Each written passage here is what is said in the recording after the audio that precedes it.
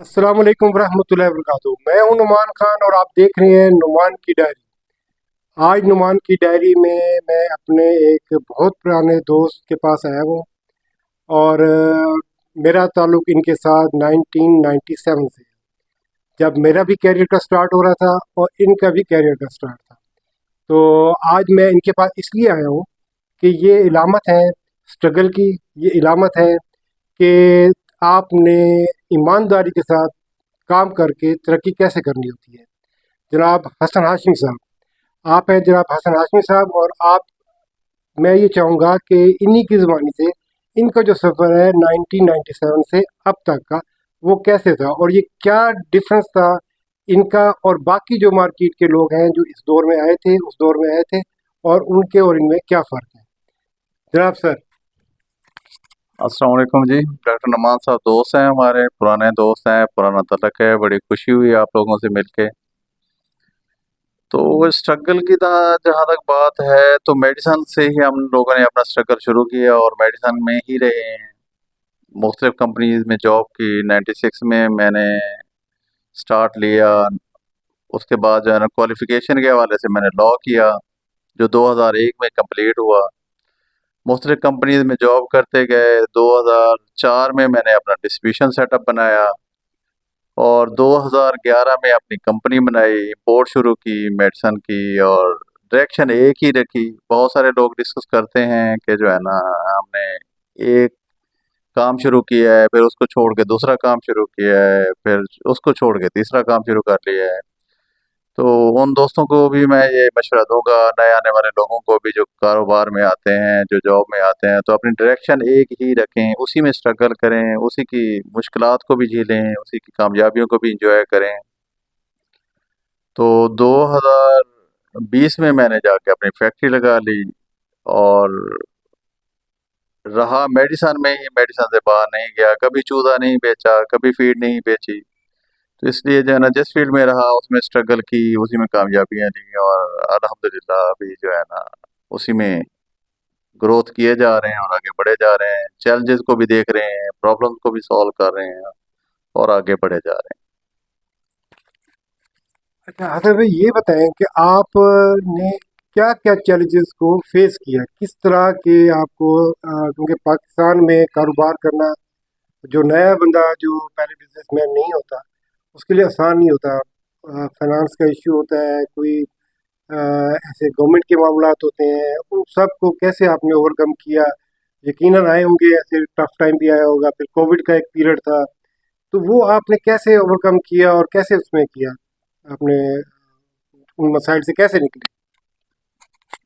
कारोबार जब भी आप करते हैं तो हौसले के साथ बैठना पड़ता है। सबसे पहला चैलेंज हमारे पास आया था बर्ड फ्लू का ना, 2004 में। जब मैंने काम शुरू किया तो बर्ड फ्लू आ गया, एकदम पता चला जो है ना, दुनिया खत्म हो गई है, इंडस्ट्री रहनी कोई नहीं है, काम बचने कोई नहीं है। लेकिन हौसले के साथ और सब्र के साथ जो है ना, काम करते रहे। उसके बाद फिर अल्लाह ने ग्रोथ दी, पोल्ट्री और डिवेल्प हुई, काम और बेहतर हुए। उसके बाद जो है ना, ये कोरोना का सेगमेंट भी आया, एकदम पता चला जो है ना, काम ही जो है ना, मार्च में अनाउंसमेंट हुई और जो है ना, पता चला जो है ना, काम ही सारा खत्म हो गया, स्टक हो गया है। जहाँ जहाँ पेमेंटें थी एकदम रुक गई।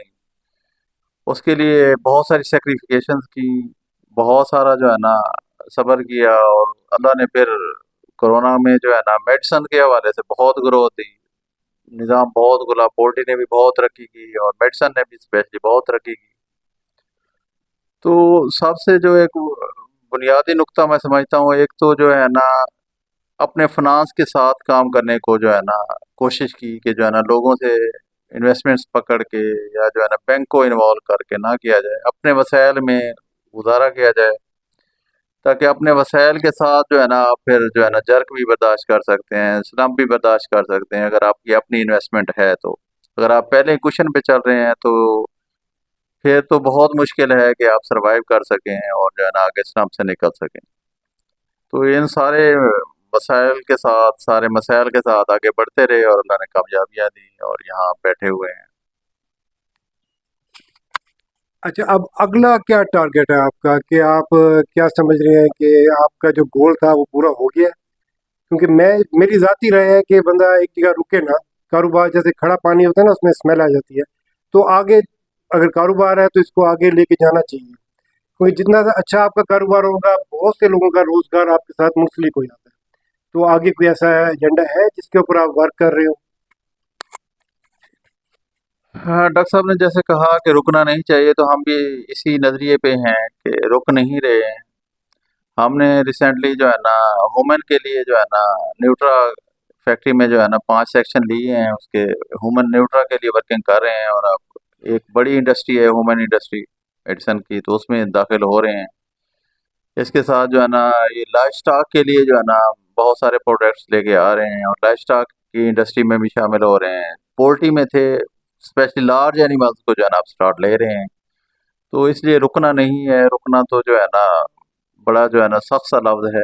तो इंशाल्लाह ग्रोथ के लिए नए चैप्टर खोलने हैं, ताकि लोगों के लिए भी रोज़गार निकले और हमारा अपना कारोबार भी बेहतर हो।